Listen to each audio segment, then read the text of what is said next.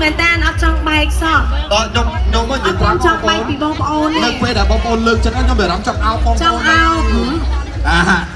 យើងឧទាហរណ៍អោបបងឧទាហរណ៍ជូនបងប្អូនណ៎ចង់អោបបងប្អូនណាហ្នឹងហើយបើសិនជានៅចិត្តចង់ថើបបងប្អូនទៀតហ្នឹងថើបបានអត់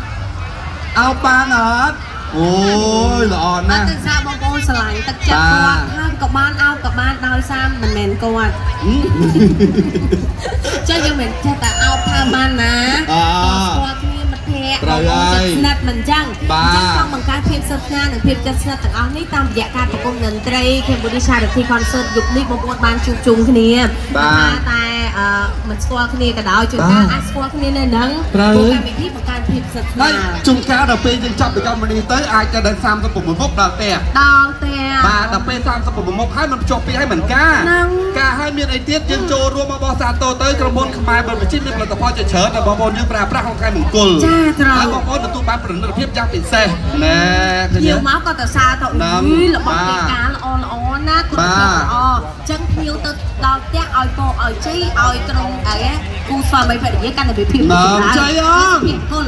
សួងបងប្អូនអត់គូឆ្នាំនេះដល់គូពិតប្រកាសមែនអងឥឡូវបងប្អូនយើងហោដើម្បីខ្លួនយើងមួយមកដើម្បីឆ្លើយតបទៅកាន់ពុកម៉ែបងប្អូននៅក្នុងវគ្គនេះបងប្អូនបានជួបវត្តមានតារាចម្រៀងរ៉ាប់ដ៏ល្បីល្បាញចំនួន2រូបគឺលោកទេពិសិដ្ឋនិង NPR វ៉ាវ